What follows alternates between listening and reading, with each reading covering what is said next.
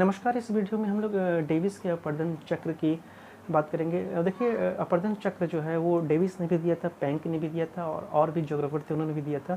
लेकिन जो सिलेबस है यूपीएससी का सिलेबस है उसमें हमें डेविस और पैंक का जो है अपवर्तन चक्र का सिद्धांत पढ़ना पड़ता है और ये बहुत इंपॉर्टेंट टॉपिक है। इसमें ऐसे क्वेश्चंस आने ही आने हैं। इससे रिलेटेड जो भी टॉपिक है इससे क्वेश्चंस आते ही हैं। तो विलियम मॉरिस डेविस जो हैं वो अमेरिका के ज्योग्राफर थे और इन्होंने 1899 में 1899 में अपवर्तन चक्र का जो सिद्धांत है वो दिया था। उन्होंने कहा था कि जो भी स्थलाकृति है वो जो है एक उसका जो निर्माण होता है एक ऐतिहासिक क्रम में होता है और वो बहुत सारी अवस्थाओं से होकर के गुजरती है और गुजरने के बाद जो है उसका अपवर्तन जो है वो होता है और उस अपवर्तन के बाद वो एक आकृति विहीन समतल मैदान में कन्वर्ट हो जाती है। ये जो है डेविस का वो डेविस का अपवर्तन चक्र है। और इसके अलावा डेविस ने ये भी कहा कि ये जो स्थलाकृति है, इसके अलावा डेविस ने ये भी कहा कि जो स्थलाकृति होती है वो संरचना जो भी स्थलाकृति थी वो संरचना, प्रक्रम और अवस्था का प्रतिफल होती है और इन तीनों को जो है डेविस का त्रिकूट कहा जाता है, ट्रायो ऑफ डेविस। संरचना में है जो आप चट्टान है उनके आप फिजिकल एंड केमिकल प्रॉपर्टीज़ को आप रख सकते हैं, जो उनका भौगोलिक और रासायनिक संगठन है उनको रखा जा सकता है, किस प्रकार की चट्टानें हैं और कौन कौन से खनिजों से मिलकर बना हुआ है, ये सब चीज़ें हो गई। प्रक्रम में आप अपवर्तन के जो एजेंट हैं उनको रखते हैं। तो हालांकि डेविस का जो है वो डेविस का जो सिद्धांत है उसमें मुख्य रूप से नदी के अपवर्तन की चर्चा की गई है और उसके अलावा अवस्था जो है अवस्था को रख सकते हैं। अवस्था यहाँ समय को इंडिकेट करता है, इसमें कि जैसे ये तरुणावस्था है, प्रौढ़ावस्था है और जीर्णावस्था है, इनको आप रख सकते हैं। तो इसको डेविस का ट्रियो कहा जाता है। और इसके अलावा जो डेविस का अपवर्तन चक्र है इसको भौगोलिक चक्र भी कहा जाता है, जो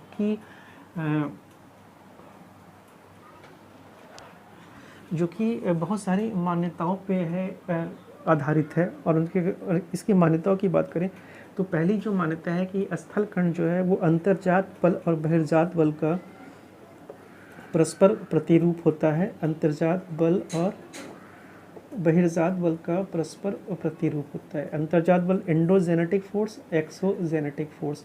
एंडोजेनेटिक फोर्स जो है वो धरातल पे विषमता लाता है, बहिर्जात बल जो है वो धरातल पे समानता को स्थापित करता है। अंतर्जात बल में आप पटल विरूपण बल हो गया, ज्वालामुखी हो गया, भूकंप हो गए, इनको रख सकते हैं। बहिर्जात बल में आप अक्षय और अपवर्तन बहिर्जात बल में अक्षय और अपवर्तन को रखा जाता है। अंतर्जात बल में अगर उत्थान हो तो पर्वत पहाड़ वगैरह बनते हैं और अवतलन हो तो इसमें गड्ढों का निर्माण होता है। डेविस के हिसाब से जो भी स्थलाकृति का निर्माण होता है वो अंतर्जात और बहिर्जात बल के कारण होता है। और अगर हम इसकी दूसरे मान्यताओं की बात करें तो इसमें जो भी स्थल जो खंड बनते हैं वो पर्यावरणीय दशाओं पे निर्भर करते हैं। स्थल खंड कहाँ पे फॉर्मेशन हो रहा है, ये एरिड एरिया में, ये शुष्क एरिया में हो रहा है कि आपके ध्रुवीय एरिया में स्थलखंड का निर्माण हो रहा है, तो वहाँ की पर्यावरण की जो दशाएं हैं उस पर जो है स्थलखंड का जो स्ट्रक्चर है वो निर्भर करता है। अगर हम इसके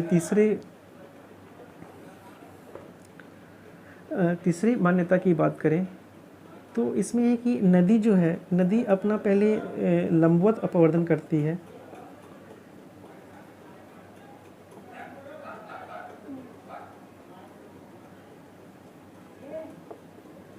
नदी पहले लंबवत अपवर्तन करती है, अपवर्तन करने के बाद अपने को एक क्रमबद्ध कर लेती है। उसके बाद नदी में फिर पार्श्विक अपवर्तन जो है वो शुरू होता है। ये इनका तीसरी मान्यता है कि नदी पहले लंबवत अपवर्तन करेगी, अपने को एक क्रमबद्ध कर लेगी, उसके बाद जो है उसमें पार्श्विक अपवर्तन, उसके किनारों का जो है अपवर्तन चालू होगा। और अगर चौथी मान्यता की बात करें तो उत्थान जो है, उत्थान तीव्र गति से एवं लघु अवधि में होता है। ये जो है इनकी चौथी मान्यता है कि कोई भी जो स्ट्रक्चर बन रहा है वो बहुत कम समय में और बहुत जल्दी उसका फॉर्मेशन होता है। हालांकि आलोचना में आप इसको गलत पाएंगे। और अगर हम पाँचवें मान्यता की बात करें तो उत्थान के बाद अपर्दन की शुरुआत होती है। कोई भी स्ट्रक्चर है वो पहले फॉर्म हो जाएगा, फॉर्म होने के बाद उसका जो है अपर्दन शुरू होगा। ये इनकी पांचवी मान्यता थी और ये भी है, इसको भी आप आलोचना में गलत पाएंगे। तो ये तो इनका अपर्दन चक्र था, और अपर्दन चक्र जो जिस मान्यताओं पे था आधारित था वो था उसकी चर्चा हम लोगों ने की है।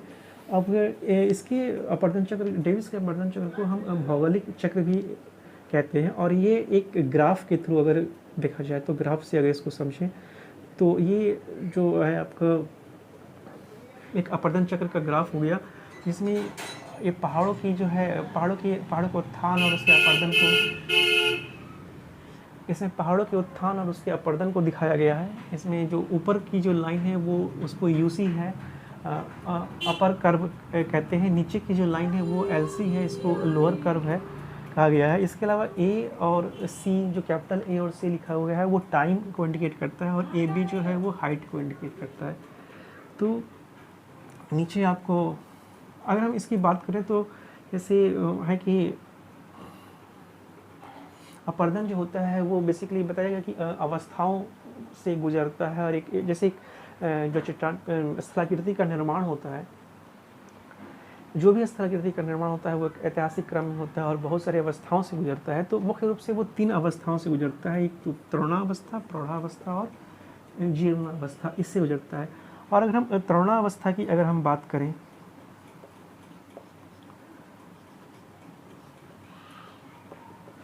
कि तरुणावस्था में क्या होता है कि शीर्ष अपर्दन नहीं होता है।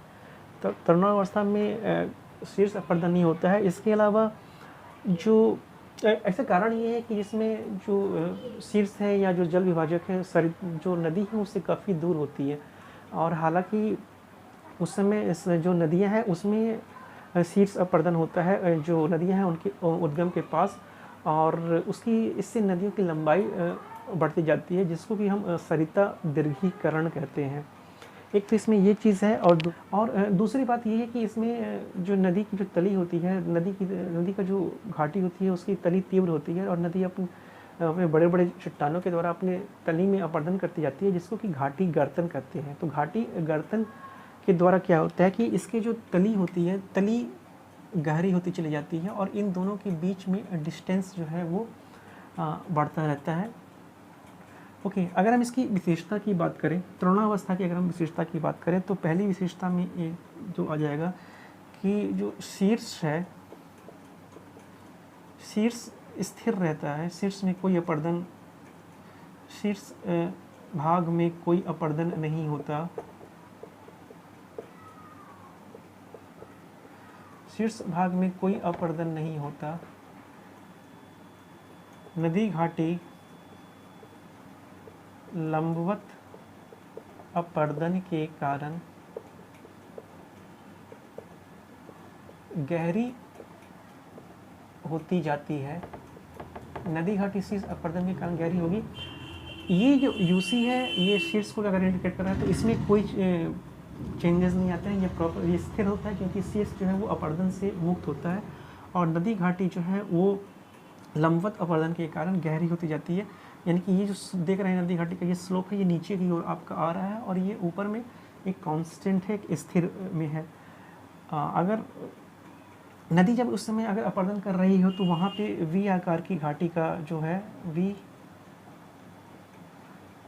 आकार की घाटी का निर्माण होता है।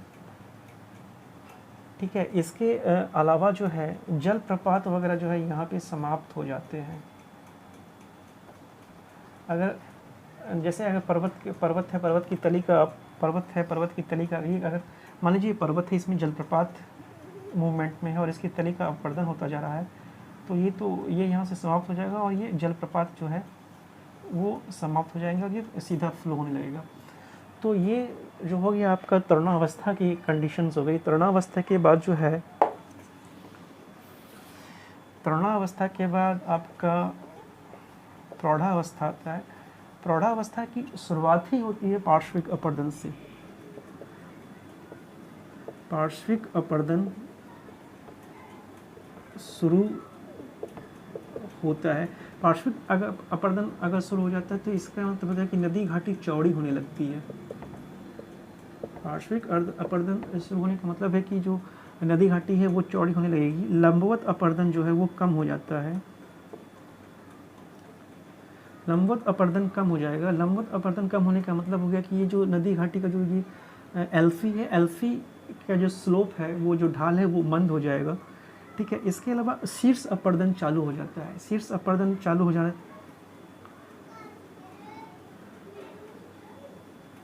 शीर्ष अपरदन, शीर्ष अपरदन चालू हो जाता है। इसका मतलब है कि ये जो है यहाँ प्रौढ़ावस्था में अगर देखा जाए तो यूसी जो है वो तेज़ी से नीचे की ओर आती है और एलसी जो है वो भी मतलब उसका जेंटल स्लोप होता है। तो इन दोनों के बीच डिस्टेंस कम होने लगता है। यूसी में जहाँ इन दोनों के तरुणावस्था में जहाँ यूसी और एल्फी के बीच डिस्टेंस बढ़ता है, तो प्रौढ़ावस्था में जो है वो डिस्टेंस कम होने लगता है। क्योंकि नीचे का जो लंबवत अपरदन कम होने लगता है, तो ज़ाहिर है कि ये जो है इसका अपरदन कम होगा और शीर्ष अपरदन जो है वो चालू हो जाता है। इसमें शीर्ष अपरदन नहीं होता, इसमें शीर्ष अपरदन चालू हो जाता है। ज़ाहिर कि ऊपर से भी जो है ऊंचाई कम होने लगती है। तो ये तो आपका प्रौढ़ावस्था हो गया। प्रौढ़ावस्था के बाद जो है आपका जीर्णावस्था है। जीर्णावस्था की शुरुआत में लंबवत अपरदन समाप्त हो जाता है। अगर हम जीर्णावस्था की बात करें तो जीर्णावस्था की शुरुआत में लंबवत अपरदन जो है वो समाप्त हो जाता है। यानी कि अब नदी जो है एक तरीके से जो गहरी होनी होती है वो बंद हो जाती है। और इसके अलावा जो यूसी है, यूसी शीर्ष अपरदन चालू ही रहता है। पार्श्विक अपरदन, इसके अलावा देखा जाए तो पार्श्विक अपरदन जो है वो चालू रहता है। पार्श्विक अपरदन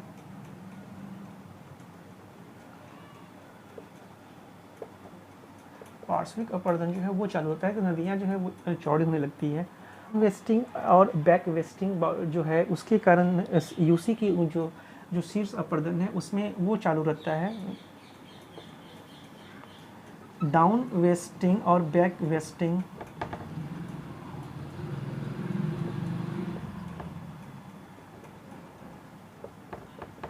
ये अक्षय और अपरदन से ही रिलेटेड है।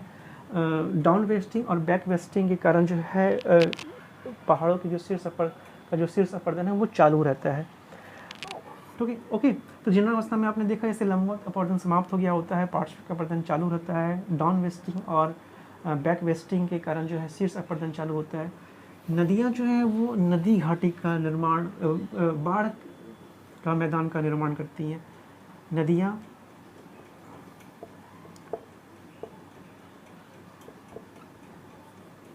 जो है बाढ़ के मैदान का इसमें निर्माण शुरू कर देती हैं। साथ ही साथ नदी विसर्प का भी निर्माण जो है वो चालू हो जाता है। और जीर्णावस्था के अंतिम फेज में आप देखें बिल्कुल, तो चूँकि ये एक अब ये जो पूरा स्ट्रक्चर था, जो पहाड़ की जो आकृति थी, वो अब आकृति विहीन एक समतल मैदान में बदल गई है और इसको पेनीप्लेन संप्राय मैदान कहा जाता है। और यहाँ पे जो छोटे छोटे हैं वो अवशिष्ट पहाड़ के कुछ हिस्से मिल जाएंगे, जिसको कि मेनार्ड नॉक का भी कहा जाता है।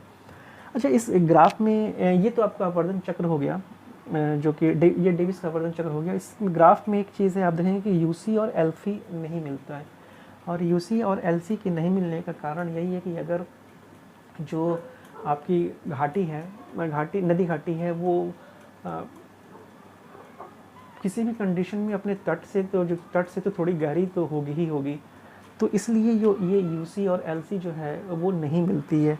और अगर हम इसकी आलोचना की बात करें, अगर डेविस के अपरदन की हम आलोचना की बात करें, तो पहला तो इनका जैसे ये है कि डेविस ने कहा कि उत्थान के कंप्लीट होने के बाद अपरदन शुरू होता है।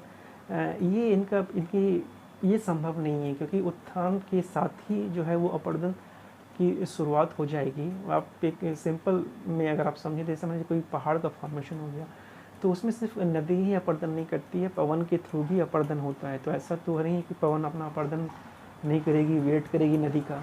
तो पहला तो एक ये हो गया कि जो है उत्थान और अपरदन जो है वो साथ-साथ होते हैं, ऐसा नहीं है कि उत्थान के बाद अपरदन शुरू होता है। और दूसरा जो है कि डेविस ने कहा कि उत्थान जो है वो तीव्र और लघु अवधि में पूर्ण होता है। ये भी जो है इसकी अगर हम आलोचना देखें तो आप प्लेट टेक्टोनिक अगर आप पढ़ें तो प्लेट टेक्टोनिक में आप पाएंगे कि हिमालय का जो फॉर्मेशंस है वो भी करीब करोड़ों वर्षों में हुआ है और आज भी चल ही रहा है। तो ये छोटी अवधि में नहीं होता है, ये काफ़ी लंबी अवधि में जो है इसका फॉर्मेशन होता है। ओके, ये था डेविस का अपरदन चक्र। Thank you.